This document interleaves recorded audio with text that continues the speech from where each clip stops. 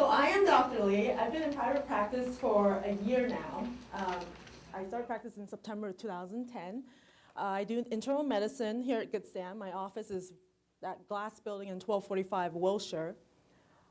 It's been a good year. I've gotten myself involved with a lot of different community projects, lunch and learn, corporate wellness, addressing issues on nutrition, weight management, and how we can use weight loss and nutrition to target things like diabetes, high blood pressure, to PAD that Dr. Maeda talked about. But I have to let you know, I'm not going to show any pictures of wounds or open sores in my talk. As much as I love it, and I've seen some of you eating that sandwich and looking at the sores, I'm not about that. But I can guarantee you today that you're going to learn something new and something fun, and you're going to walk away today knowing that you're going to change something about your lifestyle that could help and benefit your health, okay? So I'm going to get started. I think Victor basically mentioned a little bit about my credentials, my background, my education at UCLA, where I did my nutrition training. I'm doing my private practice here. I spend most of my time at Good Sam, but otherwise, when I'm bored on the Saturday, I usually work at the UCLA Weight Loss Clinic, where I was trained. I'm also associated with the Wilshire Surgical Center, where they do the lab band. I do patient education and pre-op clearance. Otherwise, I'm also the team physician for the Good Sam VIP service program here, basically concierge medicine, as well as what we call CrossFit, which is an elite boutique-type exercise regimen in the community, and a kickboxing company that is run by a high school buddy of mine back in my hometown in Seattle. Otherwise, some of the companies that I am associated with is what we call Life Size Portions. It's a company that really pushes and focuses on maintenance program and how to manage your weight by eating in proportions. And finally, I'm also involved with creating a protein product that I feel which may benefit my patients. And I know I have some of my patients here in the audience today, and I thank you for coming. But without further ado, I'm going to get started with the whole talk in itself, basically a little bit on diabetes. What's diabetes? I'm sure some of the previous physicians have mentioned a little bit about it, but I'm just going to give you a little review. There's type 1 and there's type 2. Basically, type 1 diabetes is when a child or a young adult lost their abilities to make insulin. So these are the individuals who require insulin right offhand, and they don't even get put on medicines anymore. They go straight into insulin. But most of you all who have diabetes type 2, it's not really about losing your insulin, but it's about gaining too much weight, putting too much sugar into our system, and our body have basically lost the ability to catch up with our weight and our sugar. There was a question on diabetic care. And if you have diabetes, these are some of the things that your primary care physician should be addressing every time you go to their clinics, either every 3 months, every 6 months, or once a year. Basically, there is a hemoglobin A1C, which is a percentile. Your doctor should be checking the hemoglobin A1C every 3 months. It's a percentage or an average of what your sugar has been like in the past 3 months when we're not checking it every day. The normal number really should be around 5.9%. And if you don't know what this hemoglobin A1C is, or your doctor has never talked about it, then it's time you talk about it. Opticare or a visit to the ophthalmologist, you need a very thorough eye exam. Even some of the primary care physician in your office really don't do the eye exam because it's hard to look into the pupils with the tools that we do have. And the best eye exam really involves dilation of your eyes. So you must go to see a specialist if you're diagnosed with diabetes. Podiatry, we mentioned. Foot care is very important. I don't have to stress on that too much. But basically, if you're diabetic on insulin, you should have a podiatry visit once a year at least. Flu shot, pneumovax, these are the standard maintenance shots that all my clients are offered. You don't have to take it if you don't want to, but it does decrease your risk for the common flu symptoms and the common illnesses that you get in the community. Nutrition assessment, not all physicians do it, but I do it in my practice solely because I was trained in it. But you really should be on a diet when you have diabetes. And not a diet just to lose weight, but a diet that relates to you and your age group. And we'll go into details on that soon in my talk. And of course, medications for your condition in diabetes. But you have to have your medications optimized for high blood pressure, dyslipidemia, and everything else. So medications and insulin. Just a little slide on some of the medications that you guys are put on because you have diabetes. Some of the pill form really falls under, on the left side are basically the pill type medication, and on the right side is what we call insulin. So some of the common medication that primary care physicians put a diabetic on are metformin, something called glyburide, glipizide, Actos, exenatide, which is a little bit more sophisticated of a medication. We usually start you guys off metformin. Metformin is good because it really forces your body to drive that sugar from your bloodstream and into your organs. Your body, your organ, your muscles really need the sugar for metabolism. And so this is what the medication does. Some of the common side effects for metformin is weight loss and abdominal upset and diarrhea. So the key thing about metformin is that if you get started on that and all of a sudden you go into diarrhea mode, it's not a bad thing. It just means you're on too high of a dose too quickly. So you tell your doctor, look, I'm getting diarrhea, and your doctor should just come down on the dosage. But otherwise, it is one of the best medications for diabetes. Side effects is also weight loss. So if you have an ongoing weight issue, this is actually a very good medication, and you can use that as a side effect panel.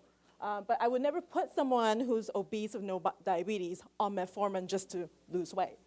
Another medication, a commonly used medication is glyburide.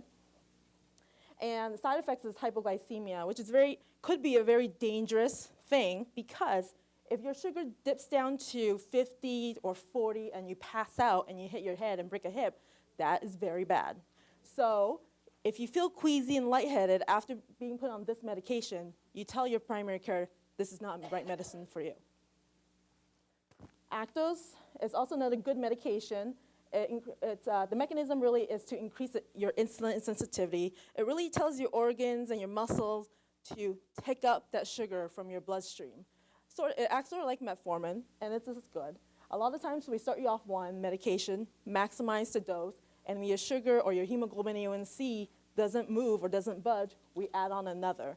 There are patients who are on all 3 or all 4 medications here, and then they get the insulin added on. Insulin is not bad, okay? When your doctor said you need insulin, it just means that we have to be a little bit more aggressive in driving that sugar into your organs. Insulin in itself is very important, and it plays a huge role in our type 2 diabetics as well. So don't shy away from it. You need to be educated. And if you don't know anything about insulin, we have programs at Good Sam where we sit down with you and we teach you exactly what insulin is about, how to inject it, how to check your sugars, and make that part of your regimen. There are some misconceptions about insulin. From my own experience, even in medical school when we were trained, there are different cultures and different beliefs that insulin causes certain conditions. And some of the things here, basically, I will go through one by one. Insulin does not cure diabetes. It just doesn't. If anything, it just optimizes your way, your body, in utilizing the sugar that you do have that you're not capable of processing because of diabetes. Insulin does not cause blindness. A lot of times, by the time a patient with long-term diabetes are started on insulin, they already have all the microvascular and the macrovascular diseases. They already have underlying kidney disease and underlying eye problems. So by the time you're starting insulin, a lot of times people would relate starting with insulin and then blindness, which is very false or untrue. And again, insulin does not cause kidney failure. Some people with really badly controlled diabetes end up being on dialysis. But at the same time, that's when insulin came in the picture. So naturally, people relate one thing to another. Again, if anything, insulin prolong your time from getting dialysis altogether. Insulin does not cause weight gain. Or does. I don't read very well, apparently. Insulin does cause weight gain, and it does. So a lot of my patients who are started on insulin do gain about 5 to 10 pounds. Not because insulin actually cause you to eat more or cause you to weight gain. But the idea is that your body is now more efficient in using that sugar in your bloodstream, and it's actually being brought into the organs that's needed. So if anything, it causes growth. But you can always lose that weight as well. And lastly, insulin does help you control blood sugar, and it's very important as part of your diabetic regimen. So gold standard treatment. What I mean by gold standard treatment is in medical school, in residency, in our fellowship, we're trained that for diabetes, high blood pressure, dyslipidemia, which are all very common conditions, the gold standard treatment is weight loss and exercise. It's in every textbook, and you read it over and over again, but yet we don't practice it enough. And I don't even know how to stress on how important it is that being overweight, being obese is really the cause of all the conditions that I just mentioned. But yet we are given lots of medicines to take, one medicine after another, and then we get into this deadly cycle of just being overwhelmed and not wanting to take our medicine altogether. So the key thing is to really understand the fact that it's the weight gain that caused everything else here. And of course, lifestyle changes really involves change in the way you eat, the nutrition that we give ourselves, as well as the exercise that we implement. Dr. Mayeda talked about cardiovascular versus weight training, and I will go into details on what that really means.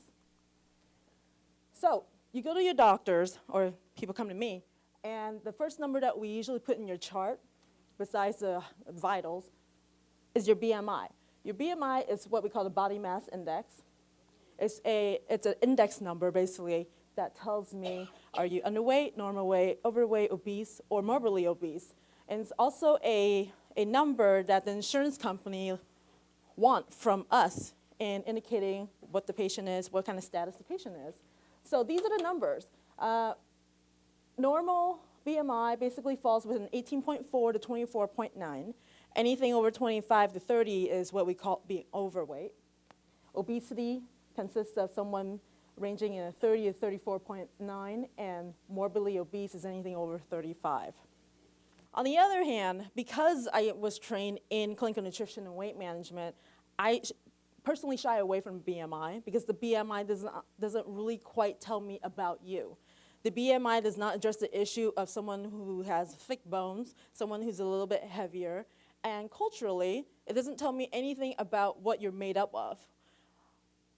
It's also well known that Asian people, or the Asian population, tends to be a little bit fattier than the Caucasian or even African Americans. So even when you see an Asian individual, let's just say myself, I look slim, but I may be made up of a little bit more fat compared to another 5'6" Caucasian female. So to me, a BMI is really subjective, and it doesn't really say that much about you. But what is important is what we call the body composition. Knowing exactly what you're made up of can tell me exactly how much percent fat you're made up of, lean weight, fat weight, resting metabolism, which is basically the calories you burn each day. This is important because now I can actually put you on a diet and tell you exactly how many calories you should be taking in each day if you want to lose weight, maintain your weight, or even gain weight. And I do that in my office as well. So let's talk a little bit about metabolism. A lot of people always say, you know what, I'm just gaining weight because I have no metabolism, or my metabolism is really low.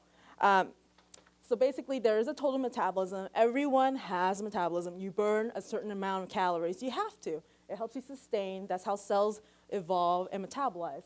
But the total metabolism is really made up of something called a resting metabolism.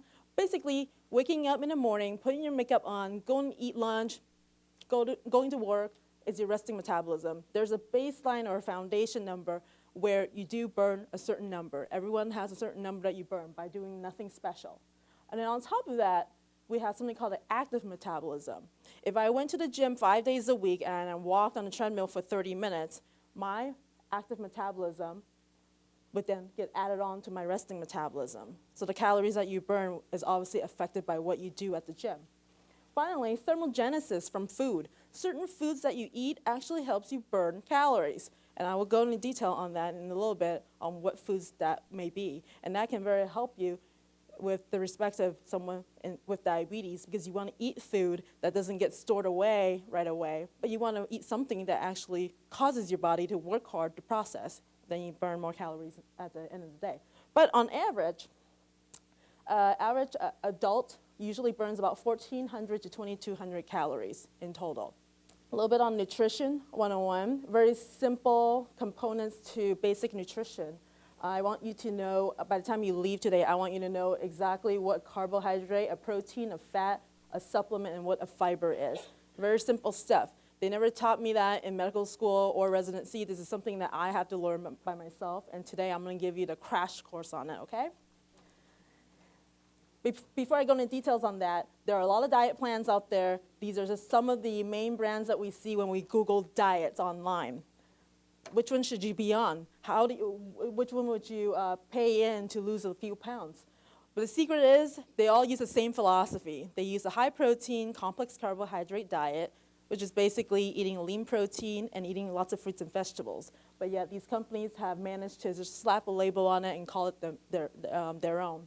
So today I'm going to give you a little bit on what this diet is all about. So let's start with carbohydrates. Are all carbohydrates created equal? No.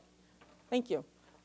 There's something called simple carbohydrates as well as complex carbohydrates. And if you have diabetes, what you should be focusing on really should be this column right there. So simple carbohydrates are refined carbohydrates. It's that cookie that you ate for lunch today. And I see that most of you all had eaten that cookie. Processed foods, food in the bag, like the bag of chips you had today, also called refined carbohydrates. Victor, seriously. But anything white, you know, the white bread, the pasta, noodles, pastry, crackers, cookies, everything all processed and made from a machine is what we call refined carbohydrates. On the other end, complex carbohydrates are your fruits and vegetables, everything fresh, everything with lots of fiber, your whole wheat bread, your steel-cut oats, barley grains, and etc. It's not horrible that you're eating refined carbohydrates, because I have to admit, there's a lot of refined carbohydrates in the world, and it's hard to avoid it. But if you eat it every day and every meal, months and months and years, that's a problem, and that's when weight gain comes into play. Glycemic index. Some people go, once they're diagnosed with diabetes, the dietitians would teach you different diets out there and how to read a label. And there's something called a glycemic index where you can put yourself on a low glycemic diet versus high glycemic diet. You should be counting your carbs and this and that. But I'm going to make it simple for you today. Don't confuse yourself with all this stuff. I'm going to just break it down. I'm going to educate you right now. And this might look a little bit confusing, but just give you a little information. Average adult eats about 250 to 300 grams of carbohydrates a day. If you looked in the nutrition facts, or even the nutrition facts on your bag of chips, this is basically a standardized nutrition panel that all packaged food have to have. So total carbohydrates, right here. If I was to eat this shortbread thing that I bought myself at the convenience store, and I ate one serving, most packaged items have more than one serving, so you have to be careful. Just like a bag of chips, it might be a 2-serving bag of chips or a 1-serving bag of chips. It's 2? 1. Good. 1. Perfect. So you got to look at serving per package. And this bag of shortbread has basically 4 serving in this one package. 1 serving has 120 calories. And in that serving, there's also sodium and total carbohydrates and a little bit of protein, which is all the components that I mentioned earlier. Total carbohydrates for 1 serving of this shortbread is 19 grams, and of which 4 grams are sugar. What does that really mean? It means that if you ate this 1 serving of shortbread, you're now down 230 grams of carbohydrate for that day, all right? So you subtract that from the total. If you think, well, if I am just maintaining my weight and I don't have any issues with diabetes, and I'm going to be eating about 250 to 300 grams of carbohydrates, I just ate 19 grams of carbohydrates just from this 1 serving of shortbread. That's fine. Everything's fine. Protein, there's 1 gram in there. So now, if you want to lose weight, you're going to have to eat less carbs. So this is the number that you might want to shoot for, 200 grams a day. It's limited by So let's just say it's probably 50 grams less than what you normally eat, which is about 2 bags of these shortbreads. As a diabetic, you want to drive that number even lower. And this is really the magical number. 150 to 200 grams of carbohydrates is what you are allowed to eat. And of course, some people who go through extreme dieting, who really wants to lose weight, they can drive down the carbohydrate to as low as 50 to 100 grams a day. Basically meaning they can eat about five servings of this shortbread, and they're done for the day. So now, total carbohydrates, this nutrition panel is actually really interesting because I'm going to teach you a little trick today. You can go out to the store, look at all the different nutrition facts, and you can be boggled by all the different numbers and all the different information. As a diabetic, you want to keep eating the low carbohydrate foods. How do you determine that? Not all packaged foods are bad, and not all 19 grams of carbohydrates in the food that you eat are bad. So here's what you're going to do. You're going to take that total carbohydrate on the nutrition panel, and you're going to subtract that from the protein that you see on the bag. If the difference, let's just say 19 minus 1, the difference here is 18, anything over 10 is considered to be a high carbohydrate food. Anything less than 10 is actually a good carbohydrate food. So if this bag of shortbread actually has 10 grams of protein in it, it actually would be very healthy, but it doesn't. It only has 1 gram per serving. So that's on the slide, so I don't know if you have to write that down. But anyways, less than 10 grams in total would be considered a low-carb food, all right? Sugar. There's a lot of issues with sugar. Everyone is going crazy with sugar, especially diabetics who can't give up that sweetness, but yet they have to look for that alternative. So that's when artificial sweeteners come into play. But otherwise, table sugar is what we call like the regular white powdered sugar that we see on the table. Agave, honey, cane are all considered regular sugar, as well as high fructose corn syrup that we are all afraid of. On the other hand, there's the artificial sweeteners that basically serve as the same function. These are all chemically created. They're made to a way where they're at least 600 times sweeter than regular sugar. So by using a minute amount, you still get the same sweetness, and yet you don't get the same calories. Some of the brands out there are your sucralose, which is a generic name for Splenda, aspartame, which is your NutraSweet or Equal, and the saccharin, which is your sweet and low. There is a place for artificial sweeteners. They're not bad. It's great for my diabetic patients. But I have to tell you, for a proportion of people who eat artificial sweetener, they actually go into more carb craving because they eat the artificial stuff. So then it changes your mindset and your attitude and your behavior on what else you want to eat for the rest of the day. So it's dangerous in that sense, and it's a good idea to know that fact, because if you start drinking the iced tea with the Splenda, and all of a sudden, 2 hours later, you're craving again for something sweet, something like a cookie or a piece of bread, it might not be the fact that you're truly hungry. It may be the fact that the artificial sweetener that you just put in your iced tea 2 hours ago be playing a role in what you crave for. Some of the other artificial sweeteners are your alcohol sugar, like the xylitol. Dentists love this stuff because it decreases tooth decay, and you usually find that in chewing gum. But nowadays, it's becoming more popular and found in a lot of the processed foods as well. On the other hand, there are some natural low-calorie sugars, such as stevia, which is a plant-derived sugar. The brand name is Truvia, and it's actually owned by Pepsi. So, fun fact for today. What's that? So let's walk away from the carbohydrates. Let's talk a little bit about protein. Protein is very important. There's fatty protein, there's lean protein. And one of the main things, like I mentioned earlier, the main philosophy for a lot of commercial diets and also diets that I put people on is based on high lean protein. So protein is usually, it's made of 20 amino acids, 8 of which is called essential amino acids, meaning that our human body don't make the essential amino acids. So if you don't eat animal product, but yet you want to fulfill your body with all the amino acids, you have to make sure that the plant protein that you eat will fulfill all that.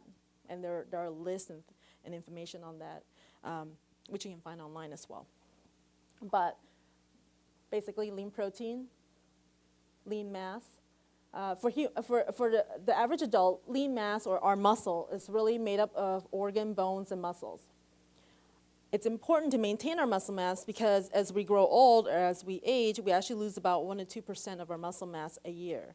Our muscles are responsible for our metabolism. So it's very important that as we grow older, we have to change the way we eat as well as the way we exercise.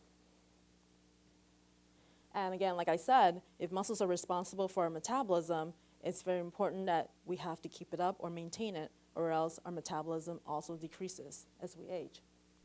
Some of the recommendations, it's on your slide. Recommendation for a normal individual is about 0.5 to 1 gram per kilogram of weight, of your body weight. It's important that you eat protein every day. It's important that you eat protein in every meal.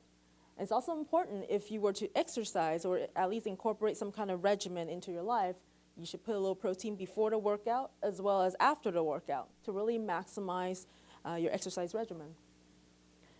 Some of the relative contraindication is that if you do have underlying kidney conditions, you don't want to be on a high lean protein diet, but you can still be on a higher protein diet, which would not make your kidneys worse.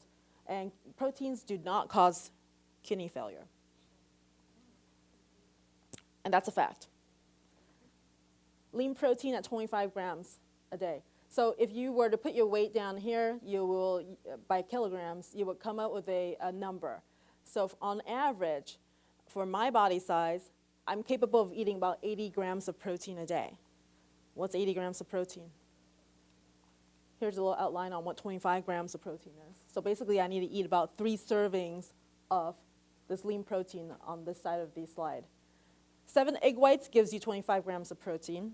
1 cup of yogurt or non-fat yogurt, Greek yogurt, gives you about 25 grams of protein. 1 cup of cottage cheese gives you 25 grams of protein. 4 ounces of tofu, chicken breast, or even fish, seafood, also give you 25 grams of protein. If you want to be sophisticated and try out this ostrich and bison, which is actually leaner than chicken breast, at 4 ounces, will give you about 25 grams of protein. So it's kind of a nice way to know how much protein you need to give you about 25 grams a day. So after you get home, weigh yourself, calculate this, and that should be sort of your number. Lamb is considered to be a fatty protein. So it's filet mignon. Sorry. And egg yolks are also considered to be a high-fat food. But like I said, if you eat 7 egg whites, you're okay to eat 1 yolk. It's fine. But it's hard for a lot of people to accept the fact that you have to throw away 7 egg yolks. So there are alternatives out there where you can buy everything sort of pre-cracked in a carton. I personally give all my egg yolks to my dog. It's good for their skin and fur. Another fun fact for today. So protein supplements is also very important because really in reality, we're busy people. We can't cook breakfast, lunch, and dinner. We can't put in 25 grams of protein in every meal. For some of us, it's just very difficult. So supplements become very important, and there are a lot of different brands out there now. With GNC, even CVS has their own protein. But just to give you a little quick and dirty on what protein supplement is about, we're going to start off with 2 types. Whey protein versus vegetarian protein. Whey protein is derived from cow cheese, whereas the vegetarian protein are as follows. These are some of the plants that we can get protein from. Number 1 is soy. It's been around for years and years. Does it cause breast cancer? No. If a breast cancer patient comes in and asks, should I be on soy? You could. Would it increase my risk for recurrent cancer? No. That's it, bottom line. Hemp plants. Hemp is derived, hemp is the protein for marijuana plants.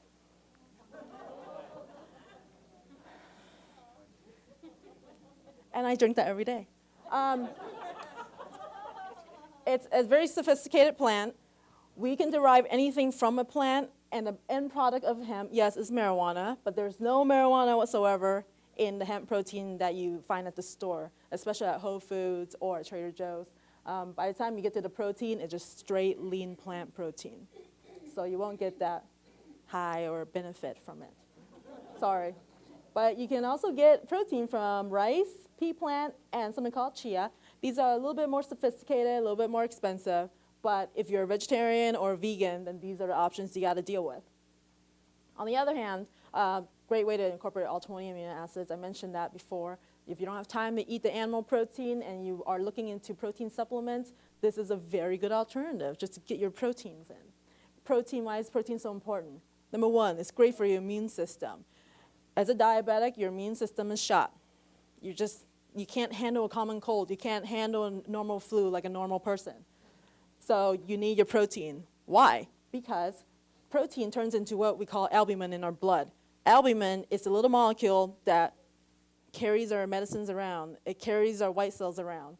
And if you have problems with your immune system, you got to keep up with your protein or your amino acids. Number two, protein is great for your hair, skin, and nails. So some of these things are very important for some individuals. Does it decrease hair loss for some of the older gentlemen? No, it doesn't. But it will give you a nice shine, keeps your skin nice and shiny, as well as your nails. Some of the other benefits for protein is that it does help you lose weight. Protein is actually considered to be an appetite suppressant. If you eat a highly in protein breakfast, I can guarantee you that you're not going to be hungry until 1 p.m.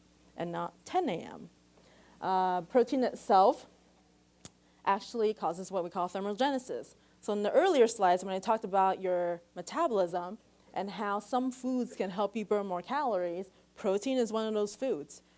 We did research at UCLA where we measured people's core temperature while being on a high protein diet, and your body's temperature actually increases by about 1 degree. But 1 degree is a big deal because you're constantly burning more calories when your temperature is a little bit higher. And of course, like I said, protein supplements is a great way to incorporate the protein for the busy individuals. All right, now on fats. There are good fats and bad fats, just like protein has fatty protein and the leaner protein. But some of the components to fat are listed here. We hear about saturated fats, polysaturated fat, monosaturated fats, and basically it's just overwhelming. But here's what you need to know. You want to stick with the monosaturated fats. Mono, one. Poly, more than one. Saturated, all of it. So the more fatty acids there are, when you think about saturated fats, these are the mono, poly, and saturated really indicates how many different bonds there are in a fatty acid. So if you think about it, the more bonds your body has to break, the fattier the product probably is. So this is saturated fat and polysaturated fats are really your animal products, your red meat, your butter, your corn oil, stuff like that would have a lot more saturated fat, polysaturated fat, compared to monosaturated fat. Trans fat is also something you see on the label. And they always, for a lot of vegetable oils, they call it, oh, trans fat, it's great, blah, blah, blah, and oils are hydrogenated, really meant that it went through a machine and they added extra bond into the chemical. But it's not any healthier for you because what it does in your bloodstream is that it decreases your HDL, which is your good cholesterol, and it increases your LDL, which is your bad cholesterol. So you want to stay away from the trans fats as well. So again, when you read labels, keep your eye on the monosaturated fats. Omega-3, 6, and 9, we hear about omega-3 all the time, but we don't give enough attention to the 6 and the 9. Omega-3 is usually found in your fish oil, your flaxseed, even your avocados, and your walnuts. So some of the things here are listed that has a lot of omega-3. Omega-6 and 9 are not as great as omega-3. However, it's better than your lard and animal fats. So otherwise, if you eat these items here, you'll definitely get all your omega-3s. Avocado is considered to be a good fat. It's a good alternative, especially on a salad. Instead of pouring your dressing on, some of the things that you want to do is add some good fats to it, like nuts and avocados. So between the lines, this is just a list of things that we read on our labels. This is all for consumers, you know. If you put fat-free, everyone's going to eat more of it. Low fat, reduced fat, low saturated fat, extra lean, low cholesterol. This is basically the definition. I'm not going to go through all of it. You guys have this slide. But now you know. When they say fat-free, it just means that there's less than 0.5 gram per serving. But it could very well still have fat. So it's not totally fat-free. Reduced fat really only means there's 25% less fat compared to the normal brand that they are comparing it with. So if something has 40 grams of fat per serving and it went down to 30 grams of fat per serving, it's not any better really relatively, but they can still call it reduced fat. Lean, extra lean really relates to our ground beef that we buy. So this is sort of the breakdown of what that really means. Most importantly, your extra lean is probably better than the lean when it comes down to the cholesterol. Supplements and fiber. These are the things that I put my patients on. They walk in, I don't care if you have diabetes and not have diabetes, or you have a condition or not have a condition. Everyone really should be on some kind of multivitamin, some kind of supplement, and some kind of fiber. I don't think our food supply nowadays, compared to 40 years ago, has enough nutrients, trace minerals, vitamins, like it did before, truly from the way that we process foods nowadays. So it's a great idea to have a little supplement in your day. I'm going to go through a little bit on prebiotics and probiotics. Probiotics has been a hot topic in the past 5 years. Everything seems to have a little bit probiotic in there. What is it? Basically, it's a live microorganism that is taken in a powder or capsule form. You ingest it, and these little live organism sits in your colon and helps you sort of, keep your colon healthy. Some of the function for probiotics is to help you maintain your colon health. It actually drives down your cholesterol for you because it actually processes it, and it makes you poop, okay? And it definitely benefits your immune function as well. On the other hand, there's something called prebiotics, and that's becoming very popular as well. Everyone already has microflora. We all have microorganisms in our gut. And if you don't have any medical conditions, you don't have chronic diarrhea, you don't really need to keep adding probiotics into your day. But prebiotics could be a good idea because prebiotics are basically just non-digestible, calorie-free fiber that you can take, and its function really is to create a little niche, a little home for all your probiotics that you already have. So it also forces your body to create more probiotics and makes your body work a little harder to do what it's already doing. So that might be a good supplement that you want to add into your day as well. It's non-digestible. It stimulates your normal flora to grow. It is a soluble fiber. If you were reading labels, it is usually termed as FOS, or oligofructose inulin, which is a fiber. And it sits in the right side of your colon. Some of the natural foods that you may find prebiotics from are soybeans, jicama, oats, wheat, barley, and basically all the fibery root plants type foods. So you definitely don't have to take just capsule form. You can eat it through regular food as well. Fiber recommendation for a normal individual is about 25 grams per day.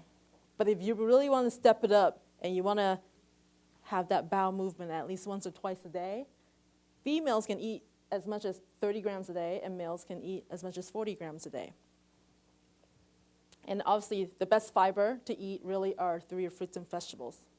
But if you can't and you don't have time to cook, again, the fiber supplements become a good alternative, like Metamucil, Citracel, things like that. Flaxseed meal is very good. It's a very good form of fiber, as well as omega-3. So you're getting two things at once. Now that we're done with the nutrition aspect, let's talk a little bit about physical activity. Just a little quick and dirty on physical activity. Why is it important, especially for diabetics? So before you work out every day, you walk in the gym, you stare at the treadmill. This is exactly what's happening in your body. About 1,100 calories are stored in your muscles. 400 to 500 calories are stored in your liver. Calories are really in forms of energy. It means you have about 1,600 calories or worth of sugar and fuel to do your exercise that day. So when you step on the treadmill, you start walking, the sugar that gets used up first are the sugar or the calories from your muscles. It takes about 30 minutes to deplete all the immediate sugar in your muscles, and then your liver comes into play, and it starts making sugar for you. Why is that important? It's important because as a diabetic, like I mentioned, you have problems with utilizing your sugar. If your sugar is constantly sitting in your bloodstream and not in your muscles and not in your liver, then you won't have the energy to even sustain a 30-minute workout. And the most important thing is you got to take that medicine, that metformin that I mentioned earlier, to bring that sugar from your bloodstream into your muscle so you can actually walk the 30 minutes on a treadmill.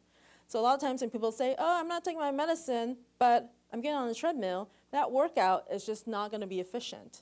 So that's why it's important to take your medicine, get on the treadmill, and actually exercise and do all the different components to drive that sugar down and drive it out of your bloodstream. Okay? So it's very important to incorporate what we call the moderate aerobic exercise, like Dr. Maeda talked about, because when you are actually doing aerobic exercise, meaning about cardio, getting the heart rate up, the things that are happening comes down to cellular level as well as your muscle fibers. You know, we're causing muscle contraction. We're forcing the bloodstream to give up the sugar and putting it into the organs that need it, like your kidneys and your brain and your muscle groups. Resistant training is also very important because not only is it good for your bone health, but it also helps you get that sugar out of your bloodstream, just like cardio exercise. And resistant training also helps with your cholesterol panel as well, because it forces your body to utilize the cholesterol in your liver, in your bloodstream, to break it down into simple forms, which is sugar at the end of the day. Love-hate relationship with exercise. Who hates it? Me. But we have to do it. It's just part of your regimen. And when we talk about physical activity and exercise, it's actually two different components. Physical activity would be something like washing dishes, washing your car, waxing your car, going up steps, and whatnot. Whereas exercise is actually a regimen that you give yourself, that you go to the gym 3 times a day or 3 times a week, at the gym, doing the treadmill, exactly. If you're a very active person, let's just say you're a construction worker and you're hauling 25 pounds for 8 hours a day, then you don't need to have a gym. You don't need an exercise regimen.